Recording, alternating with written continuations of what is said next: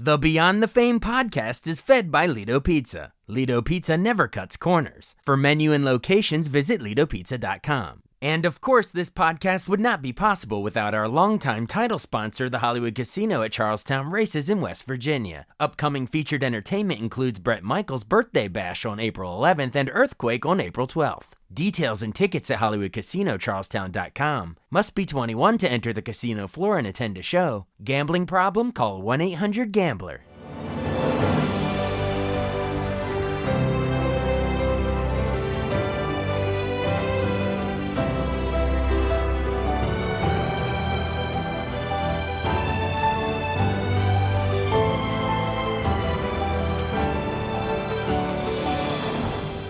Welcome to the newest episode of Beyond the Fame with Jason Fraley. I'm your host, Jason Fraley, picking the brains of the top filmmakers, musicians, and artists of our time.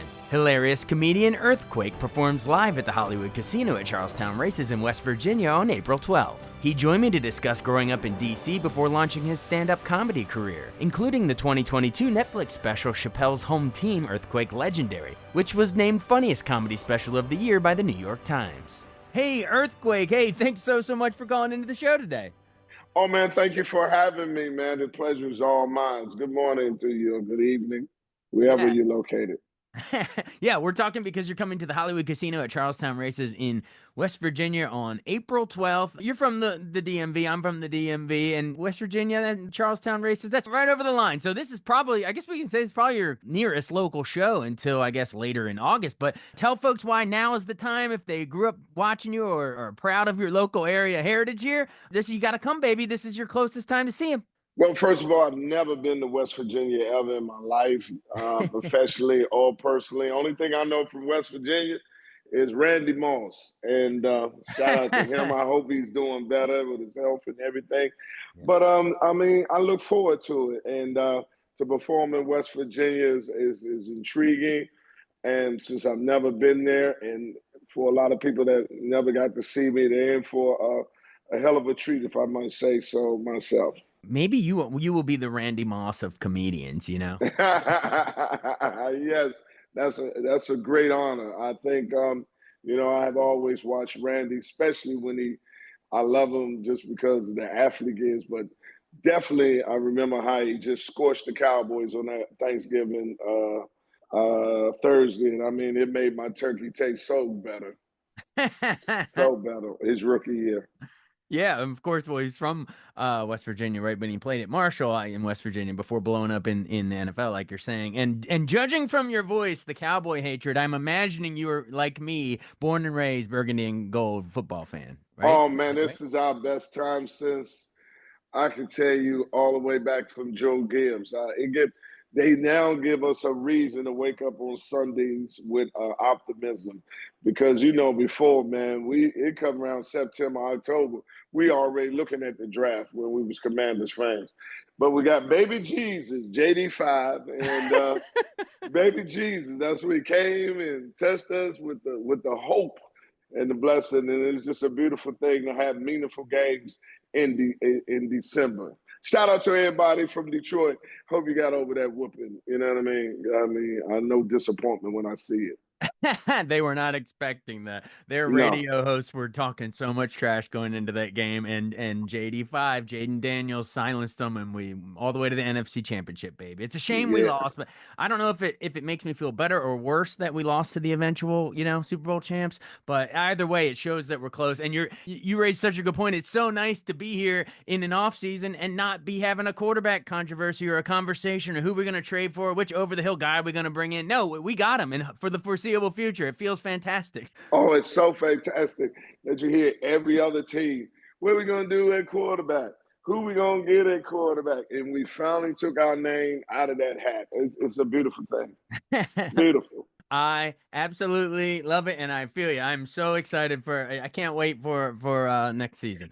All right, so then you're born in D.C. Did the earth actually shake when you were born? No, what happened is, D.C. is my favorite place.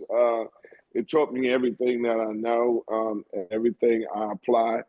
The value system from D.C. carries you around the world. You know how it is in DMV. Yeah. I travel the world, and I came up with the name Earthquake because I wasn't sure if this was the profession that I wanted to go into, and in case it didn't work out, I didn't want to mess up my good name. I love it. Well, I read that's one explanation. I also read an interview you did with, I guess was what was it, the Pittsburgh Tribune Review, and I laughed out loud when I read your quote about where you got your name. Here's what you said, quote, and try not to laugh, folks. Or you said this is what your mom said. She said, quote, anytime you take all the precautions not to have a kid from the diaphragm to the condom and you still have a child, there's nothing else you can name that child but a A natural natural disaster. disaster, yes. Yeah, What is that's it? How do you funny, measure earthquakes? I guess it's like a Richter scale. I guess they were measuring the sonograms and Richter scales, and then boom, you came out, and the world was never the same. never the same. And when every woman takes every precaution not to have the kid, and you still have a kid and you become impregnated, nothing else you can name that child but a natural disaster. And the aftershocks of comedy are waves are still we're Yes. still feeling it. Well, wait, real quick, what part of DC did you grow up in? Like, because we have a lot of local listeners, obviously. So, like, what neighborhood or what school? Any local shout outs you can give. Oh man, I'm from Southeast DC. Went to Ballou High School, right off of Martin Luther King. Condon Thirst in the house. Southeast is everything, man. I love it. The A2 bus line, coming through the city, coming through the neighborhood. I mean, it's a beautiful thing. I love my neighborhood. I love it. And which comedians did you admire growing up back then? Before you even knew you were going to do it, like growing up, comedians or actors that were hilarious too. But yeah, who To were be your goats back then? well, of course, I never knew being a stand-up comic was an occupation. Yeah. I just knew about, the ones, the Richard Pryor, the Red Fox, but I just knew they was funny in movies and TV. I never knew on the side they was on stage telling jokes together. I got into this by just seeing it being done, and I tried it out one time, and nothing better came along since. Absolutely. And before you started doing it, I believe, I think Tony Woods, we DC guy, we talked to him. I think he had a similar story where he was in the military first and then came back and really went into comedy. You were in the Air Force for like what, 11 years, and then decided to after the military, you got into being a comedian. Is that right? Yeah, my time was up, I got and you.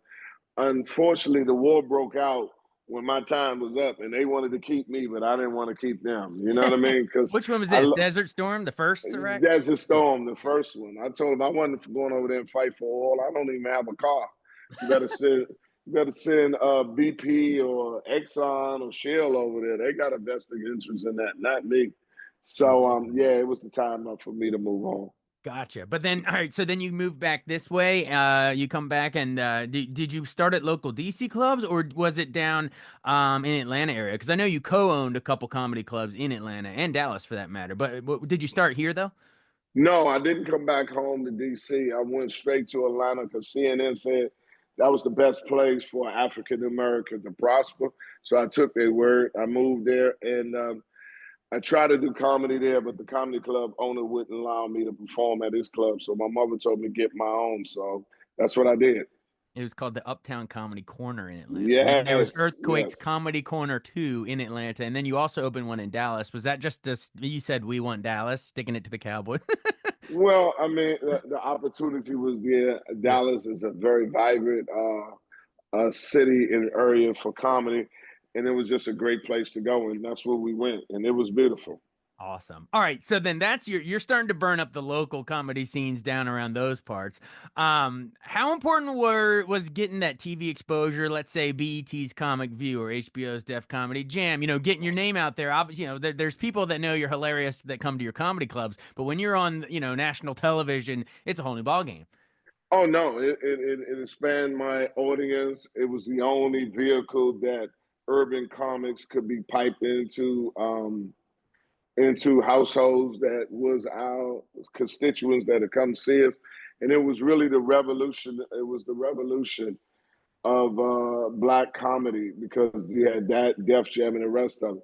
I mean, it was huge. It was one of the biggest breaks in my career by doing those shows and being on those platforms.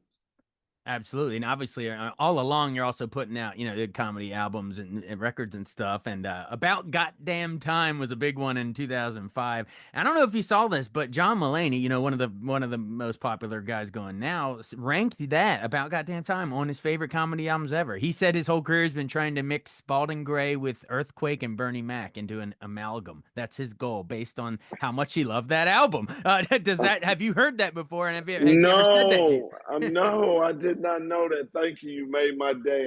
Man, I love John Mulaney. I did his show. Shout out to him on his hit show that's on Netflix right now. I did not know that, and that's you made my day with that. Thank you, Way you thank go. you. Shoot him a DM or a text and be like, I didn't know. There you go. Sign a copy of Yes, it and send it to him or something. yes, He's a I fan. didn't know. I'm gonna let him Apparently, know, man. yeah. Apparently, Whoopi Goldberg's a big fan of you too. Didn't they? She invite you on The View in 2013 as one of her personal favorite comics. Yes, she did, and I got to perform on The View. Whoopi said I was one of her favorite comedians. She saw me in Aspen, and when I performed up there for HBO, and she invited me on to a show, and I performed. And I'm telling you, it's very rough to tell jokes, clean jokes, at 9 o'clock in the morning in front of a bunch of housewives. Yeah, that's a different audience than what you're used But it to. was rewarding. It was rewarding. I did well, but very difficult. That's great. When you say Aspen, I just think of Jim Carrey going all the way to Aspen in Dumb and Oh, Dumber. yes, I went to Aspen. Yeah. Where the women flock like the salmon of Capistrano or something like that. Yeah, Uh, something like that. Yeah. hey, but more recently, Netflix special, I guess this was a couple years ago, 2022, I believe. Yes. Chappelle's Home Team, Earthquake Legendary, was named the funniest comedy special of the year, folks, by the New York Times. That is big praise because you've been around, several decades, and like I'm saying, you've inspired so many other comedians. But for the New York Times to name yours the funniest comedy special of the year, as recently as a couple years ago, how big damn deal is that for you? I mean, is that further validation that you're still going strong, baby? Yeah, and it was one of my, if not the biggest break in my career. Dave Chappelle, another DC native, Yep. gave me that break. I wouldn't have never been on Netflix without it. Matter of fact, we're about to do it again this summer. I mean, early summer in May. Do another one with Netflix with Dave Chappelle. But it was the biggest break to this point in my career, and I mean, I just pay homage to him, and I'm indebted to him forever in life for that. Wow. Well, how long have you known Dave? Was long ago, since you both have DC ties. I mentioned Tony Woods. Dave looks up to him too. But yeah, all these DC comics, we all look out for each other, right? So, how long have you known Dave? I knew Dave when I booked him at my club in '93 or '94, and we've been knowing each other since then. And he's a great guy. He's a genius when it comes to comedy, but he's a better person than he is as a comedian. He's a great guy. Yeah. All right. See, folks, you're going to read headlines that Dave Chappelle helped put Earthquake on the map with this Netflix special. No, no, no, no. It was the other way around. Earthquake booked Dave Chappelle at his comedy club back before he was even Reggie and Nutty Professor, baby. He was a chew. Yes. He was still a chew in Men in Yeah. Tights. Yeah, he was just a chew, and that was a great movie too. He did good in that one, Mel Brooks. and yeah, Mel Brooks. It was beautiful. And then, of course, Chappelle Show along. So when you're sitting watching all those skits, are you sitting there and like sitting back like a proud papa, like I helped birth that career? Well, no, when he came to the club, he once he told one joke, I knew he had it. You Yeah, could just tell it was it, yeah. and he still is carrying it out to the day. I'm just more glad than anything that we are in the same fraternity, and more than anything, we're good friends. We're very good friends. That is great. All right, so that's your, relationship with Dave, pretty much lifelong at this point. How about your sitcoms? We should touch on those before we hop off here. I get, you work with Chris Rock brought you introduced, was it the uncle in Everybody Hates Chris? Yes, yes. So now did that, and I played Uncle Mike on the TV series. So I really appreciate that. And Cedric Entertainment put me on his show, The Neighborhood, On and CBS, yeah. yes, CBS. So it's brother. It's good to see when your friends come back and give you an opportunity to be seen on a vast scale. Absolutely. And I guess you were also in that Lakers series Winning Time. You were in Yes. the Pop Tarts movie, the Jerry Seinfeld one, Unfrosted on Netflix. So it's not just on the comedy stage. I know that's your bread and butter, but we've seen you pop up on the screen all over the place. Was it important for you to kind of diversify and show you can work all the different mediums like that? You're like every couple years, you just get some scripts across your desk, and you're like, I got to do this one. Well, I I've just been waiting for opportunities to happen, and when they happen, like I take advantage of it. I try to always apply, which is audition. Excuse me, Yeah. but people such as Jerry Seinfeld, those are the people that just seen and recognized my talent and just elevated me to their project. And again, I'm indebted to it. So I'm gonna try to do more. Try to have my own TV show, have other vehicles that allow people to see exactly what my talent entails. Is there a chance, like you just teased, you want to have your own TV show? I know there's been some, sitcom or pilots or talks of stuff in the past that never quite came about.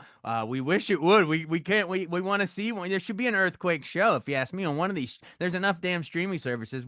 Give Earthquake a show, his own Tell them show. one more time. Tell them one more time for the people in the back didn't hear you. The Randy Moss of comedy. Give him a show. Please put me on the field. Throw me the ball. Yeah, or I don't Yeah. know. That's a West Virginia reference for this venue, the Hollywood Casino. But I guess if in the Burgundy and Gold, I'm trying to think who you be? What, Gary Clark or Art Monk or Gary Ricky Clark, Sanders, Ricky Sanders, Art Monk, Santana? Santana. Yeah, Santana. Moss would be good too. We got a Moss. And now Scary So Terry McLaurin, baby. Scary Terry right now. You know what I mean? I'm so proud of him. So anybody that's under hasn't give what we say a free opportunity, an equal opportunity, that's who I am. And just looking for that opportunity. Because that's all that separates all comedians from each other. One was given an opportunity and he cashed in on it, which opened up the doors for other opportunities. That's awesome. And you don't know who else you've inspired, or maybe you do. I just quoted John Mulaney. So yeah, there's other people. There's another generation or two coming up now after you in your wake that are getting opportunities because of you. So that's got to be a cool feeling, man. All right. Well, you've been generous with your time. Before we hop off, you want to plug anything else that you don't? Do you have your own radio show, Quake's House on Sirius XM? Are you still doing that? Yes, I am. I have my own radio show. You can watch it 1 o'clock Pacific time, 4 o'clock Eastern time on Sirius XM channel 96, Kevin Hart's Laugh Out Loud Radio. I'm also going to do another Netflix special with Dave Chappelle this summer. Please, please, please follow me at The Real Earthquake on all social media, mostly on Instagram. And please come to the show. I'm looking forward to it. I've never been to West Virginia, and I'm ready to come there and make your day and laugh. Give your face something to do because there's enough things out here to make us cry. And I was just on a group text with the Department of Defense, and we're going to hit Yemen sometime tomorrow. I can't even respond. I'm laughing so hard. Yeah, anybody can get on those group texts now. But it wasn't top secret. It wasn't top secret. They texted that Pete Hegseth with his Fox News experience. Yeah, he was the DEI. He wasn't DEI though. No, oh yeah, no. If Earthquake was on there, they'd be DEI. But no, just because you're a weekend Fox News host, suddenly you're qualified. Get out of here. I mean, it's so laughable, and then they tell you the funniest part about anything, nothing there was on top secret. Well, then you leave the coordinates, who was getting, what time you going to. Yeah. And it happened at that exact time. The journalist at the Atlantic sat in, I think, in like a parking lot and waited for that exact time. And sure enough, the strikes had. And the Vice President Vance was on that. Like the top people were on that. No, not only that, the CIA, Central Intelligence Agency, didn't even know somebody was on a string, a group text, and he didn't know who it was. Boy, we got some intelligent people running out there. You only know who in your group text. Oof, oh my gosh. New number, who dis? Earthquake? Oh, don't worry. Let him listen, man. He ain't from Yemen. Well, Folks, if you want to hear not only some funny jokes, but some top secret United States intelligence from Earthquake, come out to the Hollywood Casino at Charlestown. Come on out, because I used to load nuclear weapons for them, and I'll tell you all the top secrets you need. Absolutely. April 12th, Hollywood Casino, Charlestown, West Virginia. I think you're going to be coming hot off of Atlantic City a couple of days before that. So bring on the casino magic. It's going to be all jackpot with you, baby. Yeah, and I thank you, and I appreciate this. Again, follow me at The Real Earthquake, and it's a pleasure and an honor to talk to you today. All right. Hey, thanks so much. This was hilarious. I'm going to be smiling and laughing the rest of the day because of that joke. Thank you. Thank you. All right. All right, be good. See you. You too. God bless. Thanks so much for listening to Beyond the Fame with Jason Fraley. Our theme music is Scott Buckley's Clarion. Remember to give us a 5-star rating if you like what you hear. We'll see you next time.